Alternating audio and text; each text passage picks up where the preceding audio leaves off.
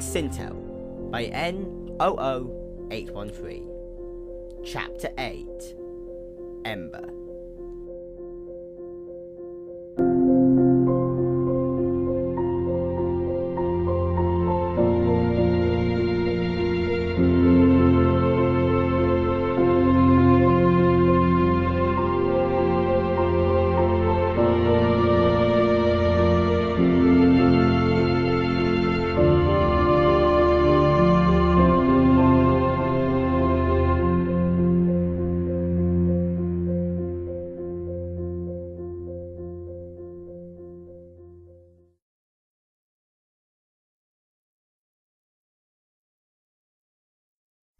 The sun beat down mercilessly on the city of Dromedor, in the port district, inside a booth, just a hair's width away from the harbour's wooden planking. A young pony stood, his eyes squinted as they tried to adjust to both the darkness under the shade of the awning, and the glaring white-yellow sand just a few centimetres beyond. He yawned, despite, or perhaps because of, the blindingly bright sunlight reflecting off the whitewashed walls of nearby buildings and the vibrant colours of hawkers' stalls. His eyes threatened to slam shut, even as he shook himself awake yet again. He sent a quick prayer, thanking the gods for granting him short fur, and followed it up with a plea to speed up time. As his ears flopped back into their rightful places, the sound of the busy port reached him.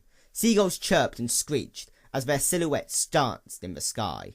Waves sloshed against the harbour's wood and stone supports. The words, laughter and shouts of hundreds of people in the nearby market degenerated into an undecipherable murmur in his head. A cough sounded in front of him. He looked upwards, eyes blinking as they focused on a figure of a pony who was almost completely covered in a thick brown cloak. The oddest thing was that he or she didn't seem to be in any sort of discomfort at all.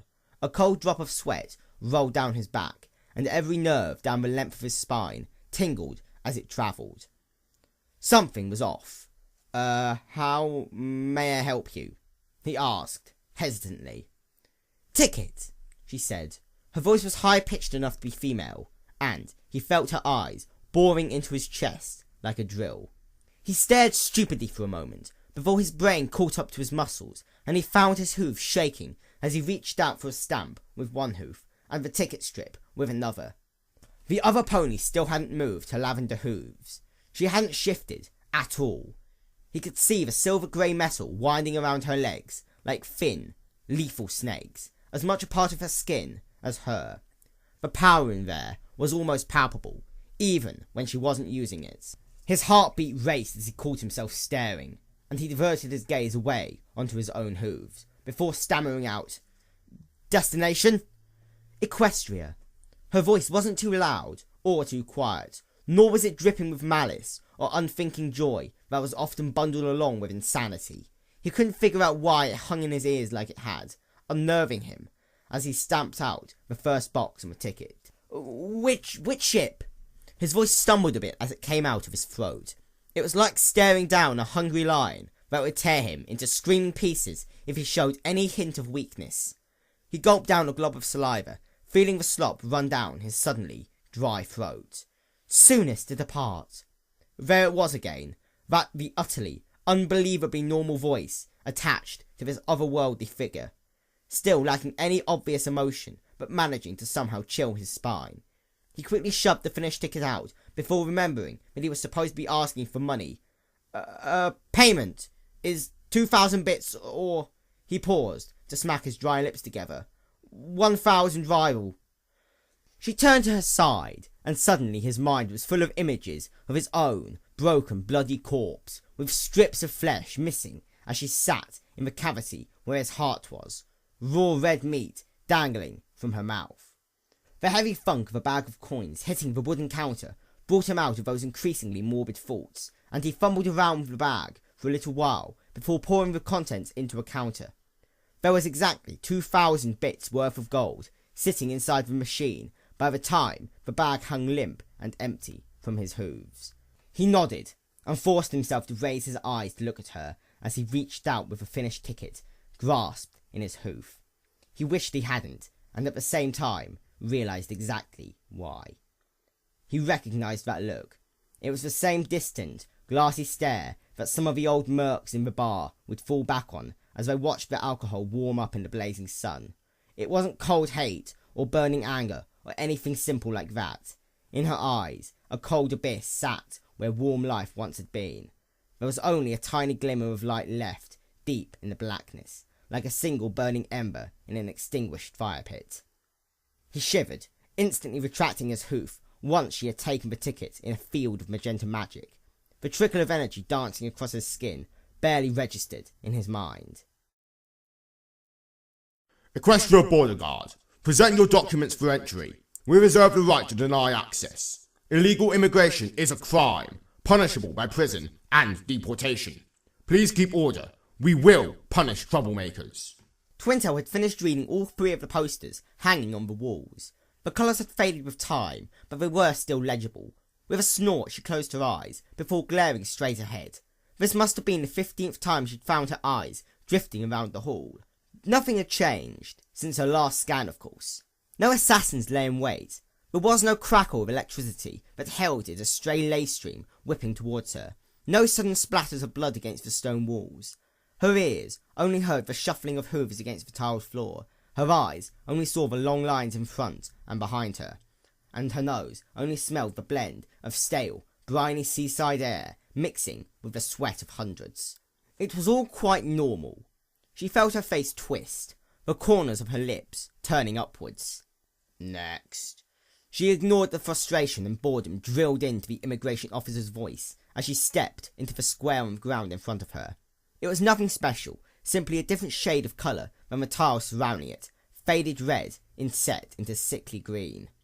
Her eyes roved round. The 2 guards in front glared, boredly at her. The pony waiting in line behind her simply stared on, vacant eyes half-lidded as his mouth stretched into a yawn. She shifted her weight, hooves staying in place. The loose tile she was standing on scraped against the stone below it. Name? Sorry, she coughed, her greying fringe swaying in front of her face. Twilight Sparkle. Twintel grimaced. She hadn't used that name in years. No, decades. It felt wrong in her mouth now, bitter and ashen, foreign. The syllables tied her mouth shut with her tongue. Both guards in front of her raised their eyebrows, and their eyes lost the glassiness almost instantly. One of them aimed his horn at her, whilst the other walked over to her side. She turned slightly, keeping him in view. The immigration officer was silent, his face unreadable beneath the oversized cap of his uniform. But at least he didn't seem so bored anymore. Imitating an individual is a serious offence, the moving guard said from his position at her side. Twintel snorted, her face splitting into a sardonic smile. So I've heard. The guard narrowed his eyes, but as he opened his mouth to speak, the voice of the immigration officer cut in. Scan her. The scanning procedure was technically painless, even though the feeling of foreign magic running along her tattoos and nerves made her shiver and sweat. It was like the mithril-based ink had suddenly transformed into ice-cold liquid, flowing in wiry streams that wound around her body. The warm Baltimore sun suddenly burned viciously hot. The guard's eyes widened. Twintel raised both eyebrows, tilting her head towards him. It is her, he finally said in a near whisper. There was an ugly, pregnant pause. In the corner of her vision, the shape grew steadily in size. Come with us, someone said, and she turned her head to fully face the golden figure approaching. He was covered in the armour of the sentinels, the face of the royal guard.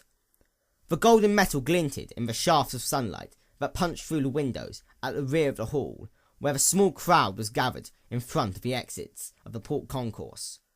The 2 border guards made way for him. Twintel could see the squad of sentinels further behind, spreading out with the obvious intent of surrounding her. In her mind, she knew that if it came down to it, formation wouldn't save them. There was enough magic in her reserves to kill them all, and after that, to obliterate the platoons that would inevitably follow. And she knew that killing got a lot easier after the first 100.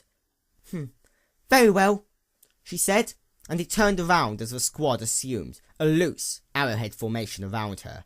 The speaking guard was at the tip, and she was at the centre. Even as they trudged over to the unassuming door set into the side of the hall, she could hear the immigration officer shout out for the next one in line.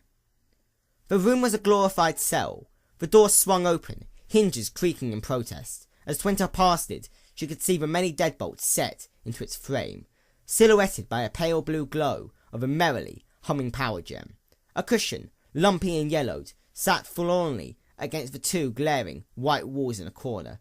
A magical light sealed with both wards and toughened glass hung like a small, rounded stalactite from the ceiling. It cast a warm yellow light on the walls and the floor. Twintel stalked over to the cushion before kicking it towards the centre of the room. In the short time when it was near her, she was sure that the smell of urine had diffused into her nose. Perhaps she could clean it magically. She looked up to meet the glare of the last guard in the room, who was in the process of slipping out through the door.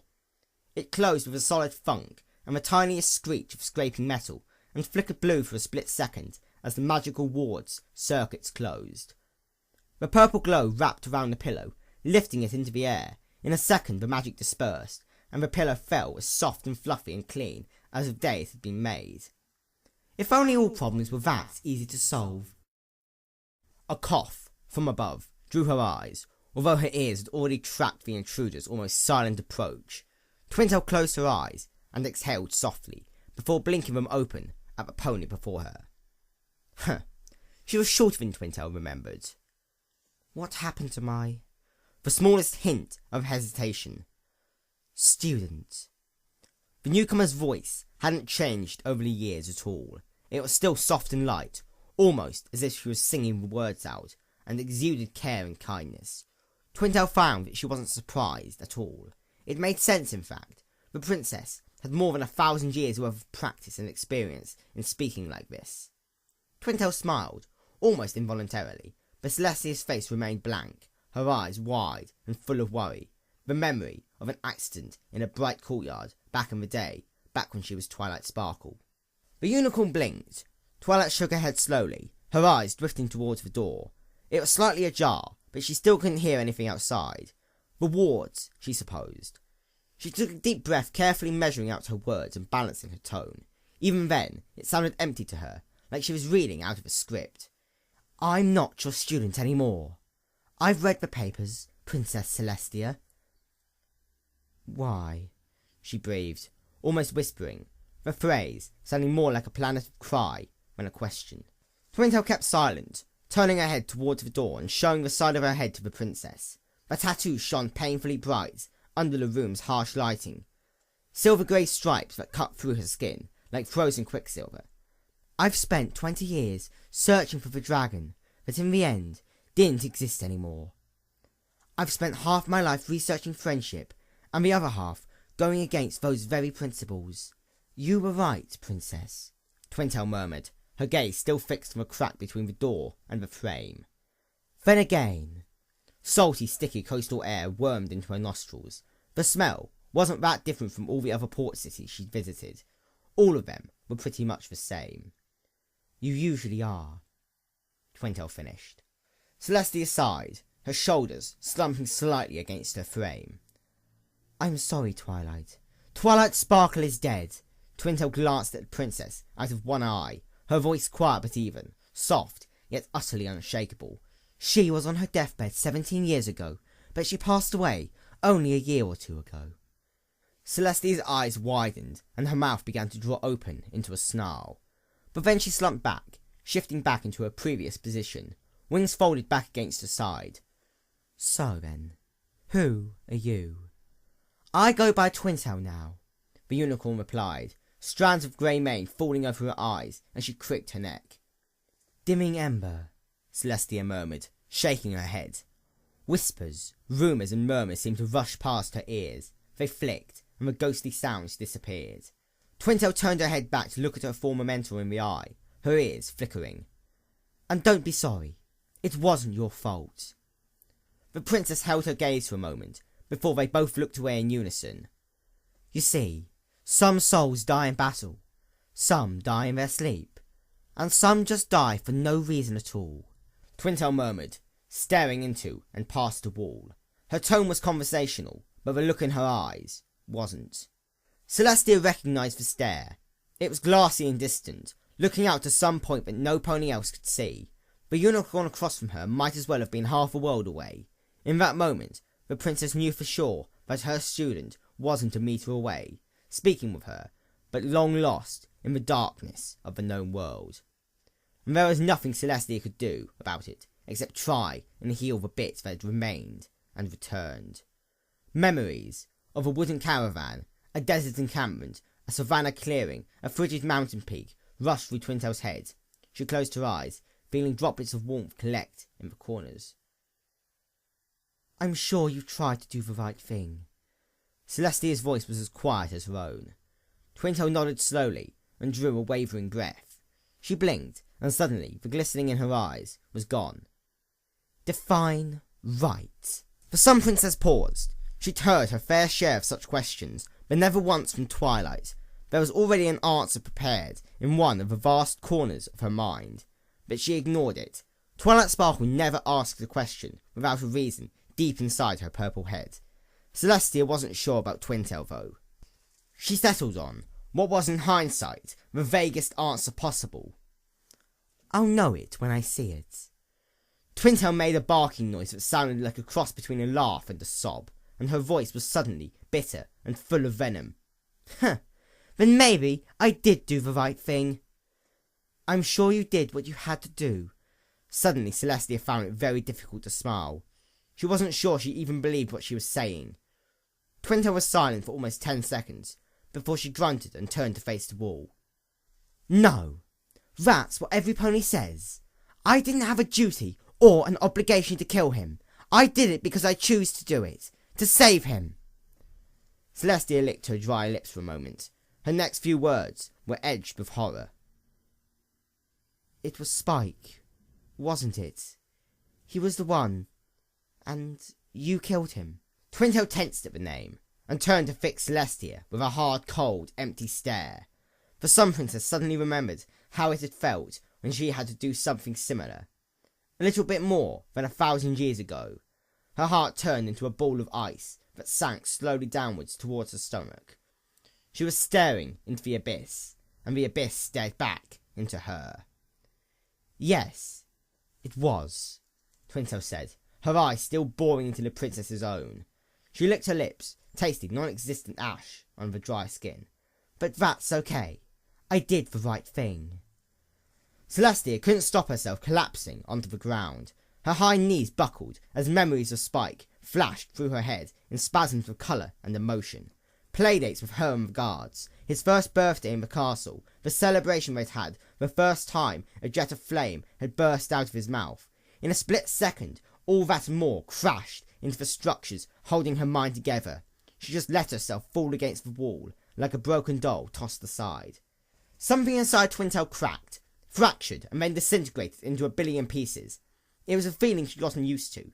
She didn't move. Her eyes remained focused on her former mentor, as blood pumped languidly around her body, thumping loudly in her ears amidst the silence. Celestia screamed internally as she tied her rampant, raging emotion into a tight bundle with 2,000 years worth of discipline and experience, and locked it deep inside a cell in her heart.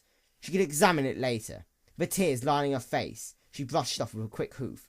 The crown on her head she nudged until it sat where it felt right again, right on top of her head. "I should have known," the princess muttered, her breathing hitching for just a moment before she regained control. Her face was frozen with shock that was melting into sorrow. Her eyes were unfocused, vacant.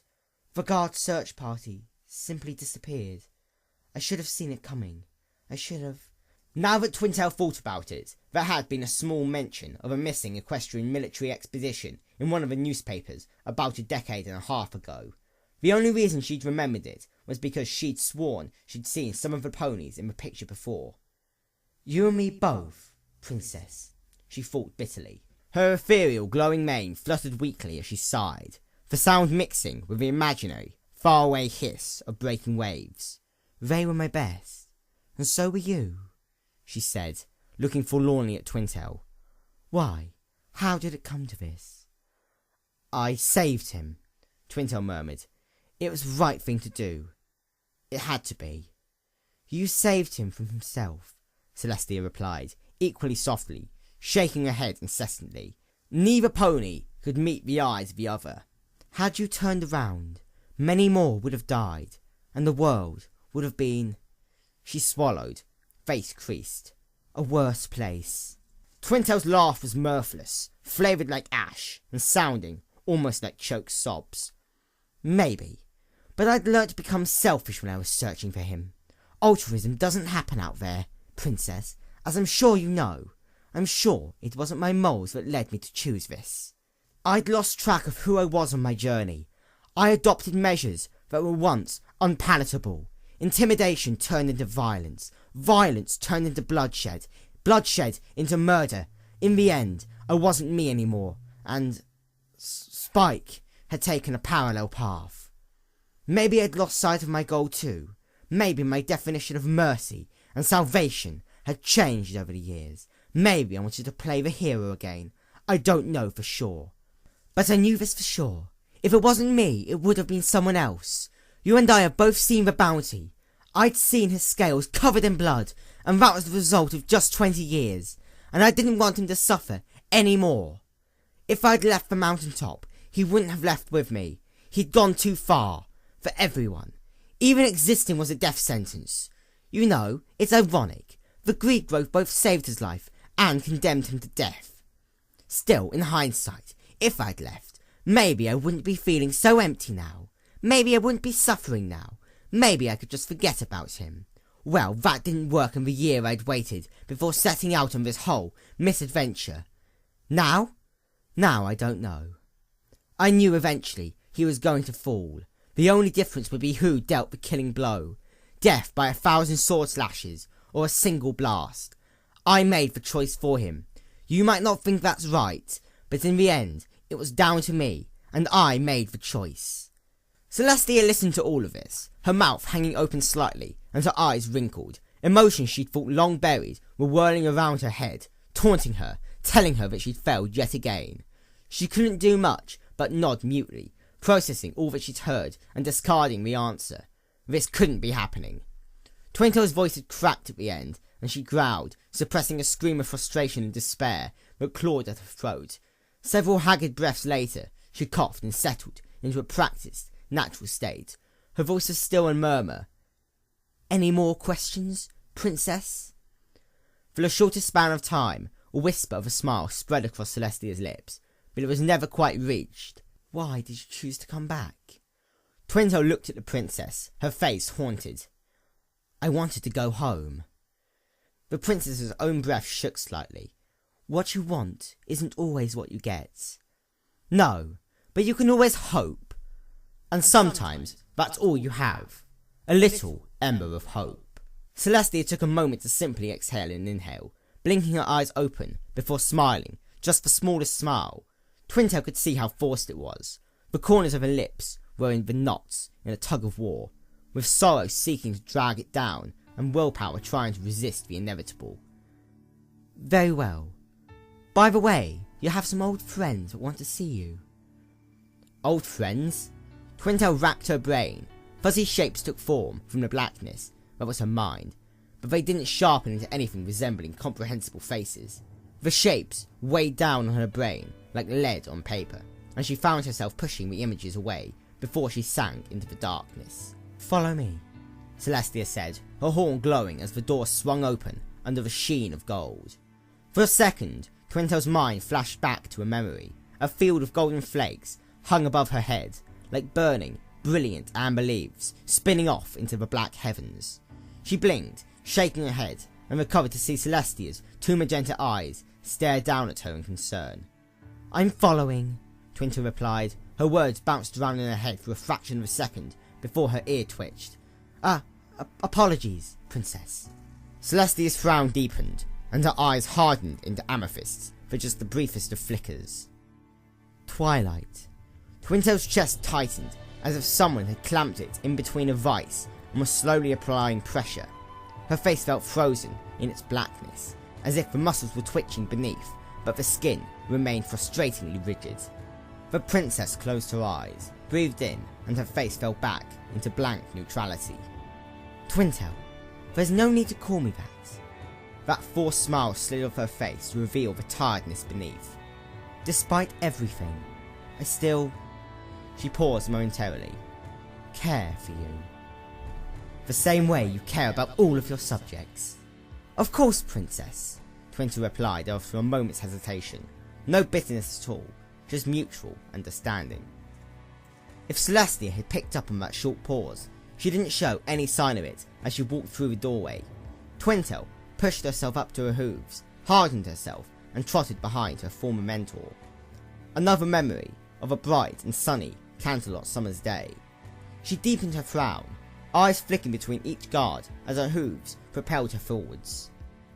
"Please walk alongside me, Twintel," Celestia murmured from up ahead. Twintel did so.